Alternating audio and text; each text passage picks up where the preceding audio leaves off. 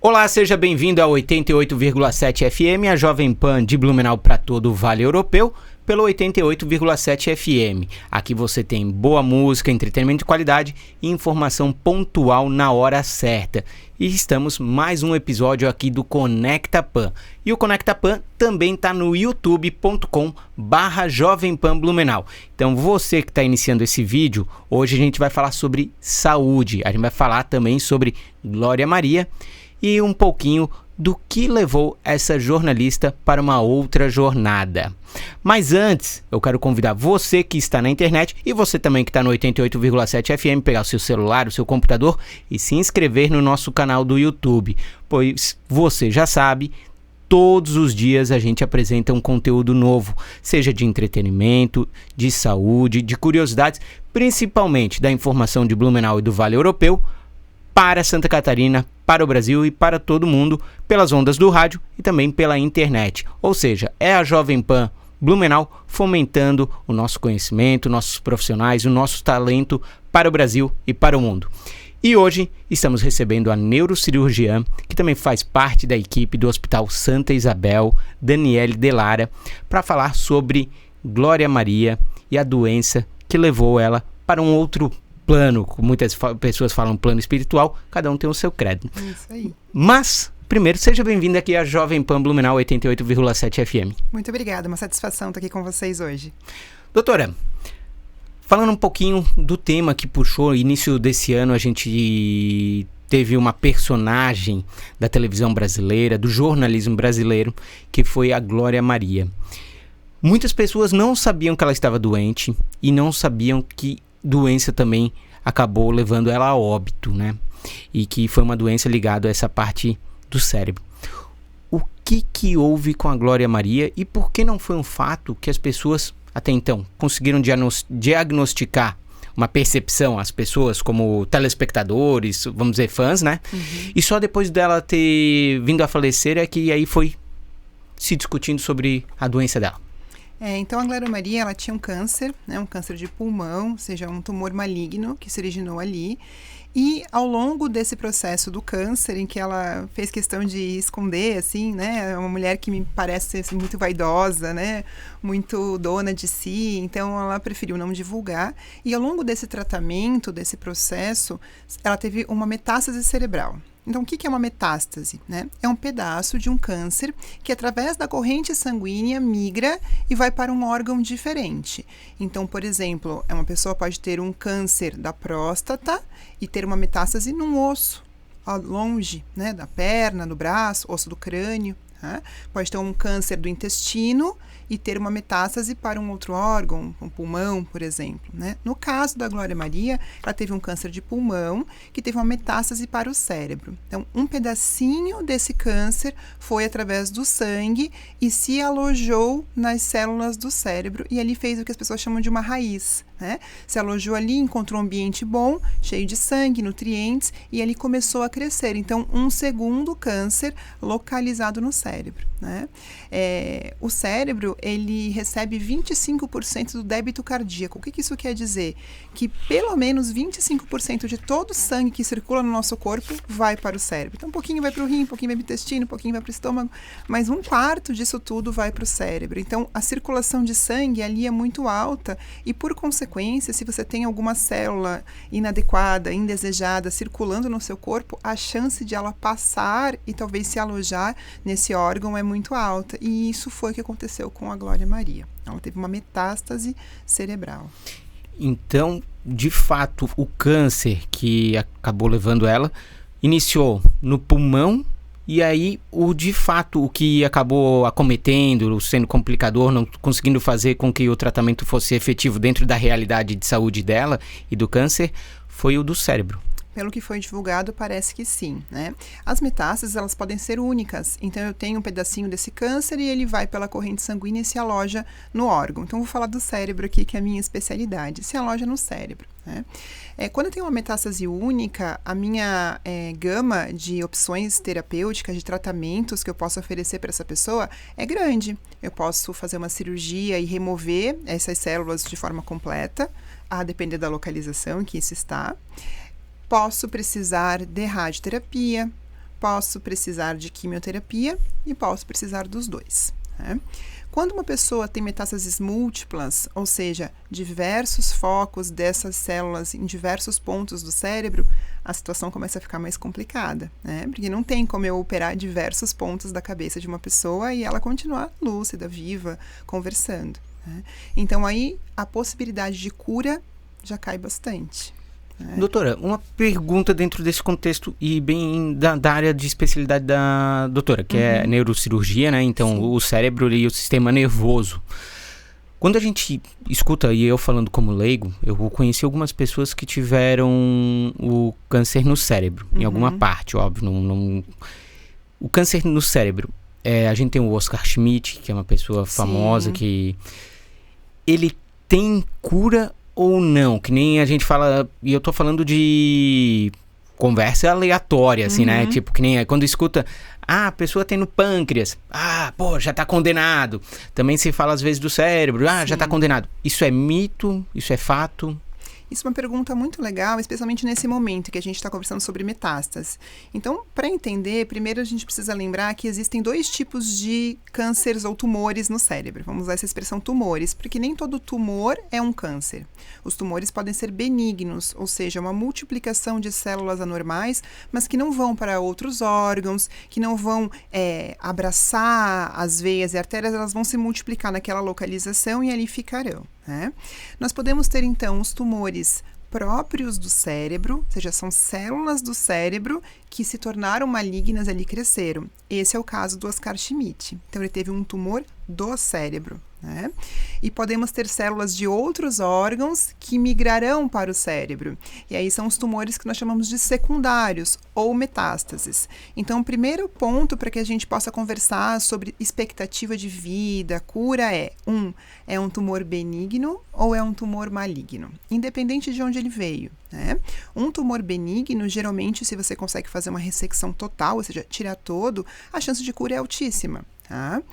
Quando eu tenho um tumor maligno, a chance de cura diminui e eu preciso lançar mão dessas coisas que eu comentei, quimioterapia, radioterapia. Por quê?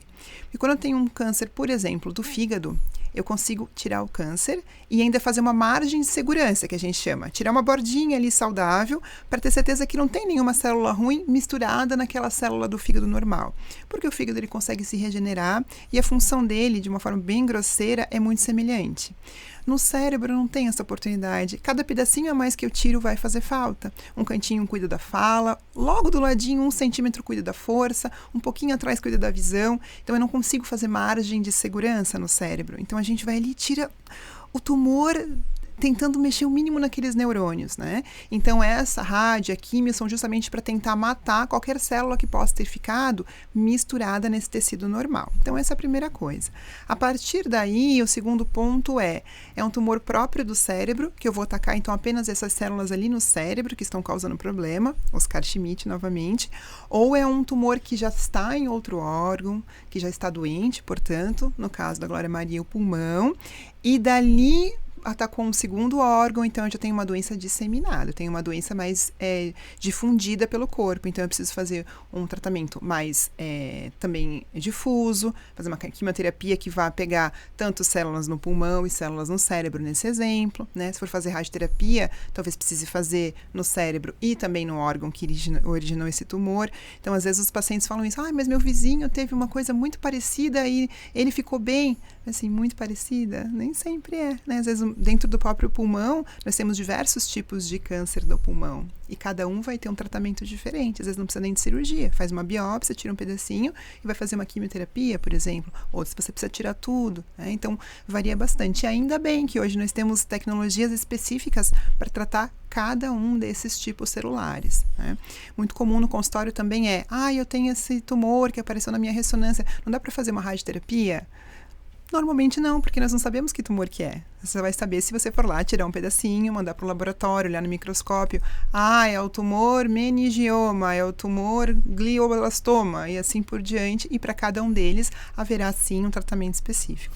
Ou seja, não existe uma receita. Existem os instrumentos e cada caso é um caso, como explicou. Então se faz uma análise do material coletado e dali consegue aí fazer todo o tratamento. Isso, e aí precisa da parceria do médico oncologista, né, que é o especialista em câncer, que vai então direcionar qual tratamento será feito para cada um desses casos. Então, o paciente também fala, precisa ir no oncologista? Precisa, né, é o profissional que vai então tratar, que vai prescrever a quimioterapia se houver indicação, que vai indicar para o médico da radioterapia se houver indicação, baseado também nesse tipo da célula que apareceu, do tipo do tumor que cada pessoa tenha. Doutora Daniela, o assunto aqui ele é vasto e ele abre várias perguntas. Então, dentro desse mundo de curiosidade e provocação, né, assim, sobre a questão de fazer uma neurocirurgia numa pessoa que está passando por um tratamento, buscando a cura do câncer, a gente sabe que o cérebro, ele tem várias partes e cada parte afeta algo no nosso corpo, né, de alguma maneira. Sim. Existem situações que a pessoa tem que decidir entre limitar alguma parte do corpo e a vida? Decidir não. Geralmente o tumor ele que impõe pra gente algumas situações. Então vou dar um exemplo, né? Você estava na sua casa, escorregou, bateu a cabeça, foi para o hospital fazer uma tomografia porque teve um traumatismo craniano leve, você está acordado conversando, e na tomografia aparece uma lesão, um tumor, provável tumor. Vamos ter certeza se tirarmos aquele pedacinho, um provável tumor, né? Você está bem, você está conversando, você não tem nenhuma sequela, nenhuma dificuldade, aquilo foi um achado, você não tem dor de cabeça, não sente nada. Primeira coisa, nós vamos fazer uma hipótese baseado naquela imagem que apareceu. Primeira hipótese parece ser benigno, parece ser maligno. E a partir daí, a depender da localização, nós também vamos tomar a conduta. Então, poxa, está numa região tranquila, bem na superfície do cérebro que eu vou abrir, já vou encontrar ele ali, não está na região relacionada à sua fala, nem à sua força, provavelmente nossa conduta será, vamos tirar, saber o que é isso, precisa tratar, já resolver, né?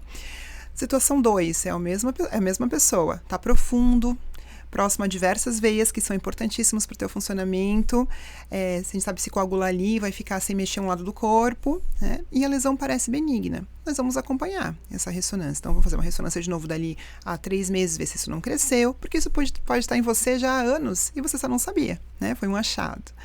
Geralmente, quando um tumor ele é mais agressivo, em que a gente também precisa ser mais agressivo no tratamento, ele vem com sintomas. Então, é aquela pessoa, aquela senhora que a filha traz porque ela começou a falar enrolado, né? Ou é aquela jovem que pedala e daqui a pouco percebe que a perna não está mais obedecendo.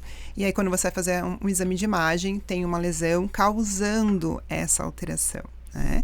E aí muda a perspectiva. Por quê? Porque o problema já está ali, já existe a dificuldade causada por uma lesão tumoral. Se você não retirar, vai aumentar. Então, naquele momento é só o joelho que está fraco, mas a gente sabe que se continuar crescendo, a perna toda vai ficar fraca, né? E se continuar crescendo mais ainda, talvez não haja perspectiva de uma cura. Talvez vai ficar tão grande que vai envolver de novo artérias, veias e nervos que impeçam que a gente tire tudo em prol da vida. Então, vamos retirar, se houver alguma sequela, vamos tratar com fisioterapia. Mas é importante dizer também que hoje nós temos à nossa disposição diversas tecnologias que assim, não impedem, mas diminuem muito o risco de uma sequela, né? Então, por exemplo, hoje nós temos algo chamado neuromonitorização intraoperatória. O que é isso? Isso é um segundo profissional, geralmente um neurologista, que através de diversos aparelhos que são conectados aos nervos da superfície do corpo, e às vezes até a superfície do cérebro, vai nos informando durante a cirurgia, olha só, está muito perto do nervo tal, está chegando perto do local do movimento do braço, né? Então, isso nos permite meio que mapear dentro do cérebro e tentar fazer a ressecção o mais distante possível dessas áreas que são as mais nobres, né? Uma segunda coisa que nós temos também são as técnicas operatórias. Antigamente, e isso não faz muito tempo, nós só operávamos o cérebro através do crânio, né? Hoje em dia não, hoje em dia nós temos cirurgias através da cavidade da narina, sem precisar ter nenhum corte no cérebro através de vídeo, né? É possível fazer através da boca, é possível fazer através da região posterior aqui do crânio, com 2 objetivos. O primeiro e o mais importante é diminuir a distância entre o problema e o cérebro. Imagine que eu tenho um problema aqui, é muito mais interessante que eu venha através do nariz sem precisar cortar o cérebro, do que eu venha por cima machucando essa região que é saudável, não tem problema nenhum ali, né? Então, isso também vem diminuir as sequelas e, num segundo objetivo, facilitar a recuperação. É muito mais fácil se recuperar de uma cirurgia que precisou cortar menos cérebro, que teve um caminho mais encurtado para chegar nesse problema, que foi por vídeo, que mesmo que tenha sido através do crânio, foi uma incisão menor, porque o vídeo auxiliou essa localização, do que uma cirurgia tradicional. Então, tudo isso também fez com que a neurocirurgia cerebral continue sendo algo extremamente complexo, mas que para o paciente se torne numa recuperação mais tranquila, que ele possa voltar à sua rotina, ao seu trabalho, em questão de 20 a 30 dias, depois do procedimento, a depender de qual é o problema. Falando sobre Oscar Schmidt, Glória Maria, né, que tem o câncer e a outra teve o câncer no cérebro, assim, e como é que as pessoas podem ter uma ideia de algum sintoma?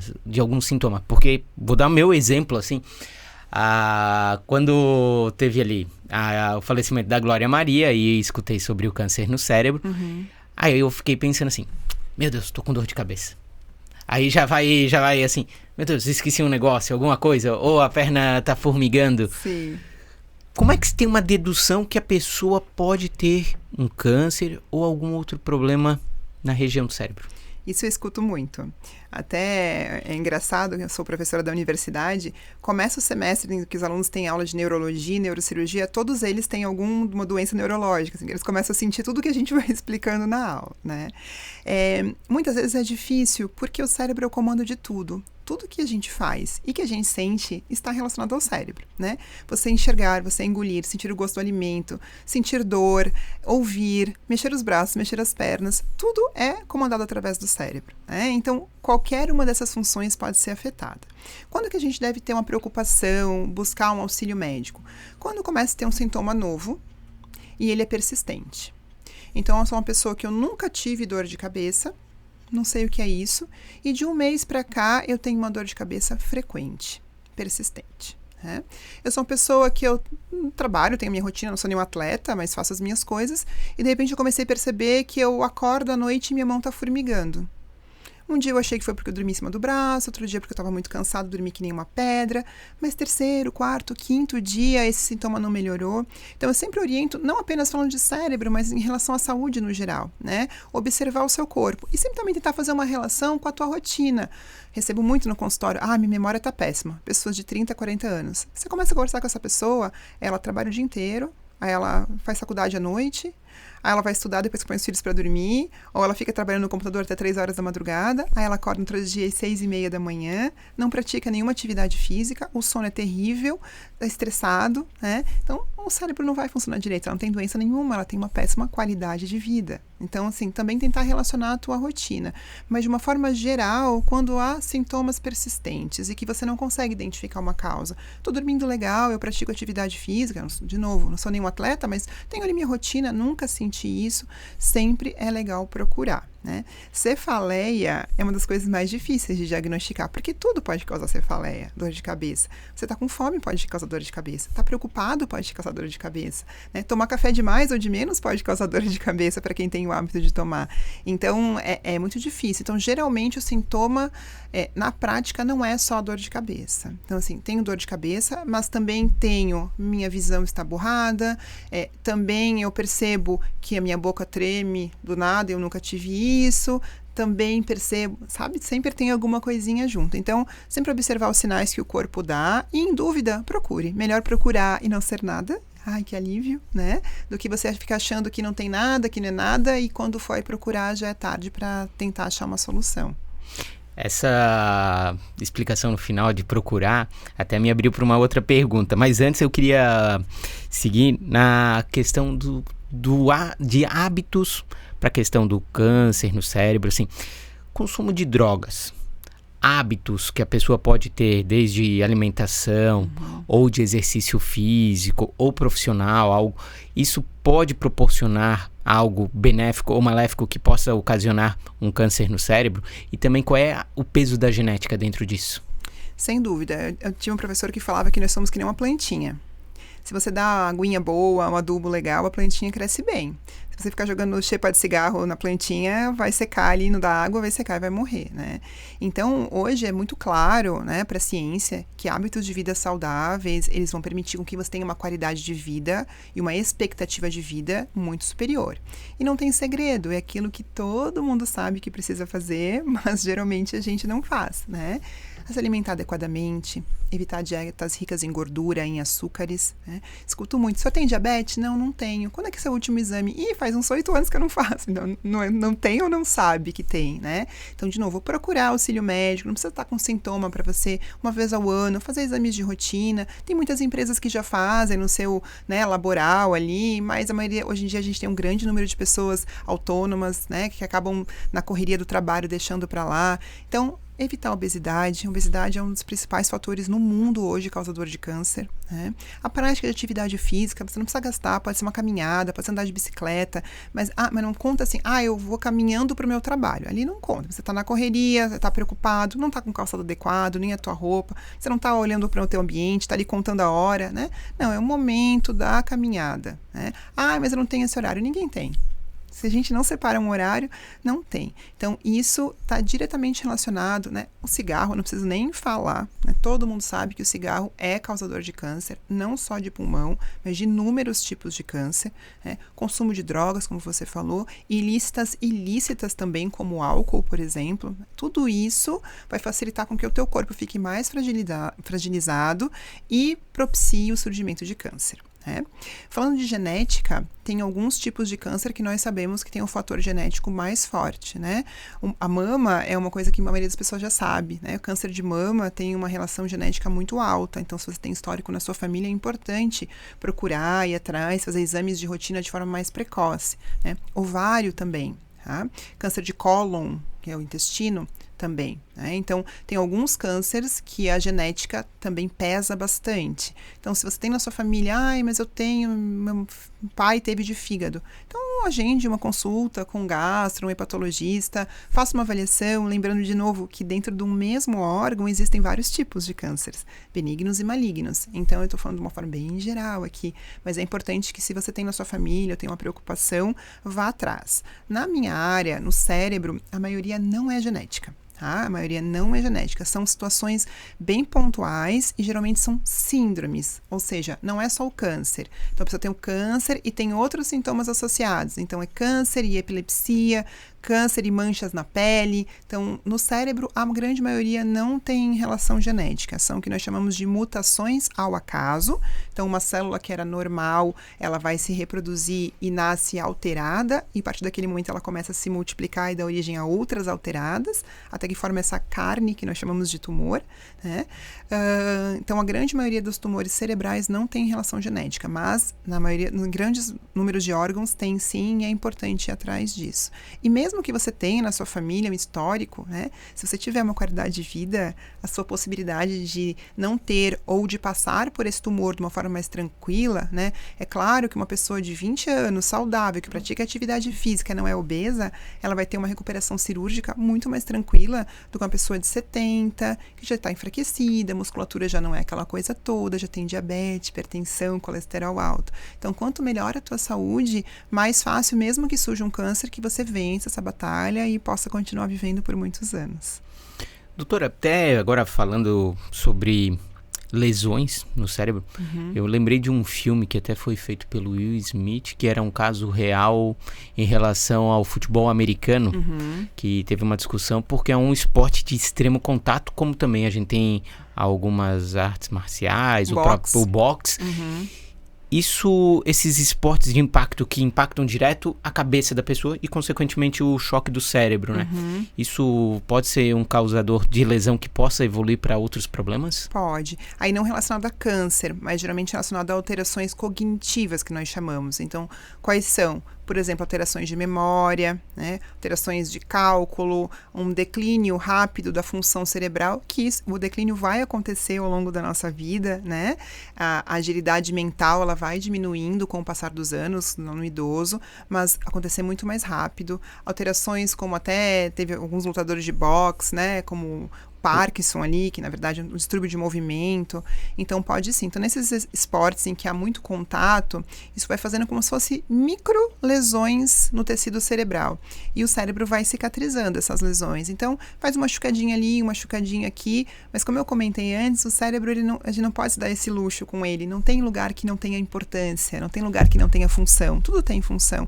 E quando você vai machucando e você é jovem, ainda tem uma grande capacidade do cérebro, que a gente chama de plasticidade, de se recuperar.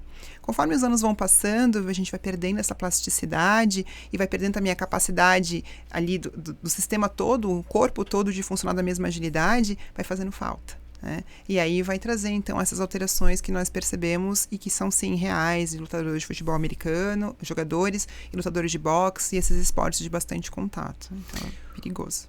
Perfeito.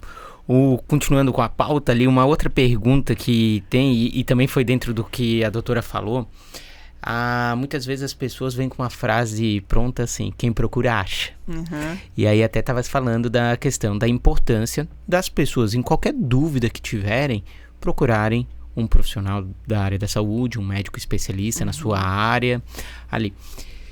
E aí, dentro dessa máxima de quem procura acha, também se comenta muito assim, nossa, nunca se teve tantas pessoas com doença X, Y, Z. Por quê? Isso a gente escuta muito. Depois dessa politização aí de Covid também, a gente começou a escutar bastante disso. Então, é só fazer uma reflexão, né?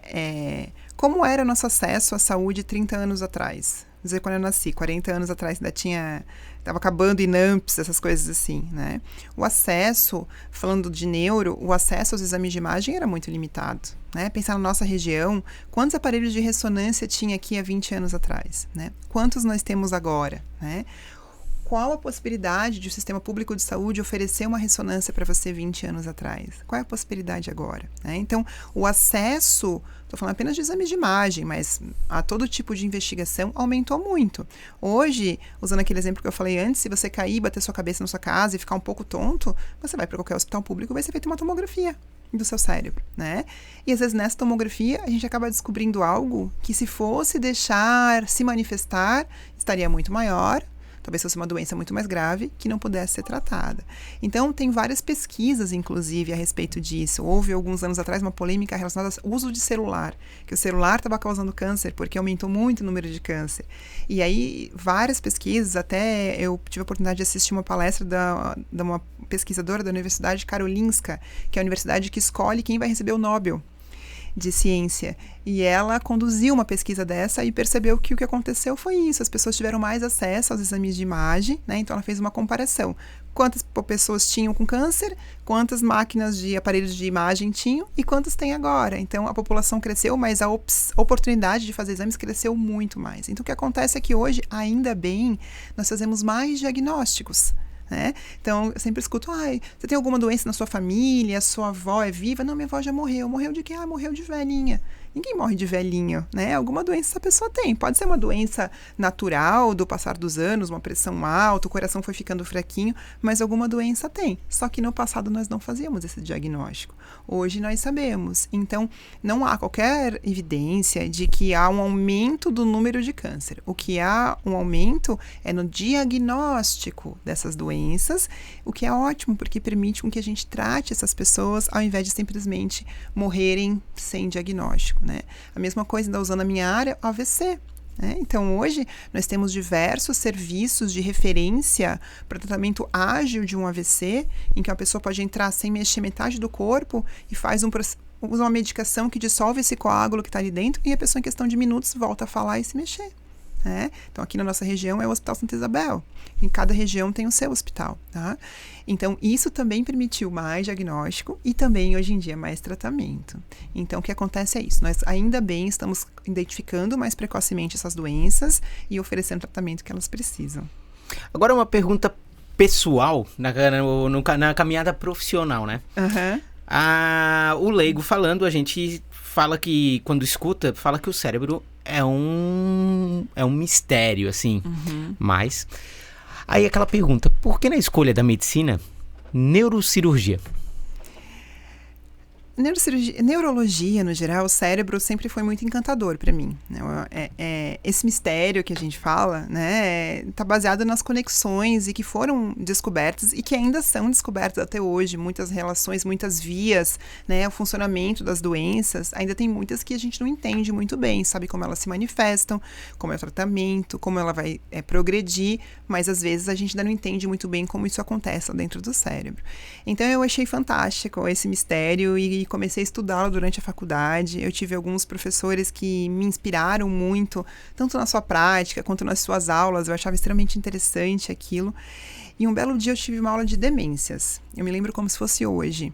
Então, demências são Alzheimer, situações em que a pessoa começa a perder a memória, dentre outros sintomas. E eu sou de uma família de leigos também, não tem nenhum médico na minha família. E para mim, a pessoa ficava velhinha e ela perdi a memória, e tudo bem.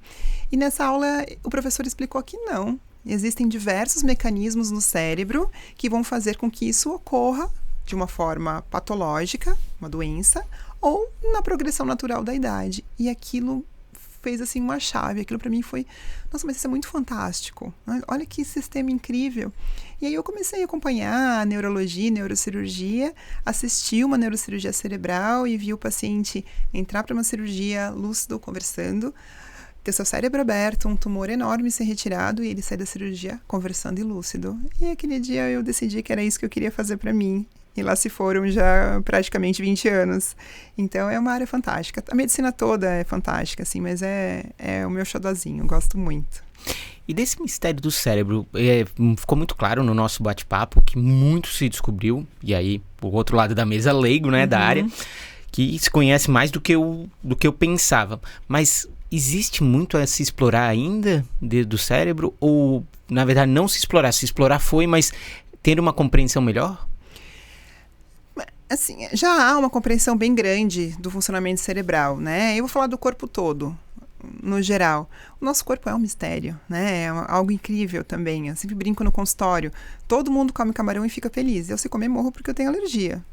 Só descobri um dia que eu comi. Por que eu tenho, vocês não têm? Não sei, né? Tá em mim. Então, às vezes a gente faz uma cirurgia, estava até conversando sobre isso com uma família ontem lá no hospital. Faz uma cirurgia e tá tudo bem, a pessoa é jovem e tal, e não tem a recuperação que a gente espera. Eu tive paciente que eu operei o cérebro e a pessoa levou 3 dias para acordar, eu fiz 300 tomografias, não tinha nada, não tinha um sangramento. E um belo dia, o paciente acordou como se nada tivesse acontecido. Eu brinco com ele até hoje, eu só estava precisando descansar, né? Tivesse me avisado, tinha deixado o senhor dormir antes para me dar esse susto.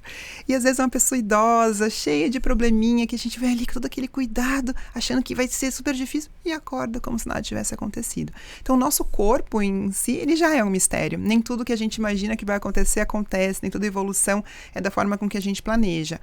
Mas o cérebro é assim, ainda tem bastante coisa pra gente, não te digo descobrir, mas entender melhor, né? Então usa uma medicação, daqui a pouco a gente percebe que o funcionamento tem uma outra molécula ali menorzinha que talvez o microscópio ainda não conseguia enxergar, que tem uma função mais importante, e assim a gente consegue desenvolver uma medicação ainda mais específica para cada um dos problemas do cérebro. Isso que é o fantástico, né? É a descoberta, é o estudo e saber que a gente ainda pode evoluir mais ainda. Perfeito. O assunto é vasto, se deixar eu vou perguntando mais, mas eu queria agradecer a sua participação aqui na Jovem Pan. Obrigado pela explicação. E a gente falando desse mundo, do cérebro, da neurocirurgia, da neurologia e de fatos que aconteceram no Brasil nos últimos tempos, assim. A questão um pouquinho de personalidades como o Oscar Schmidt, a Glória Maria e principalmente essa aula. Até ficou muito explicado que com o tempo ali eu vendo a didática, não só da profissional, mas professora, né? Então eu queria agradecer a sua vinda aqui na Jovem Pan. Eu agradeço, uma satisfação. Espero ter ajudado também quem está nos ouvindo, né? Nos vendo, a buscar uma saúde melhor, qualidade de vida, buscar um profissional de saúde da sua confiança, para que tenha sempre uma vida de muita saúde, de muito lazer, né? De muita saúde mental. Isso é importante, não só viver, mas viver com qualidade. Perfeito. Recebemos aqui na Jovem Pan 88,7 FM e também no youtube.com/Jovem Pan Blumenau, Daniele Delara, que é neurocirurgiã, faz parte do corpo clínico do Hospital Santa Isabel e também é professora na Universidade Regional de Blumenau, na FURB. Muito obrigado pela sua vinda. Obrigada.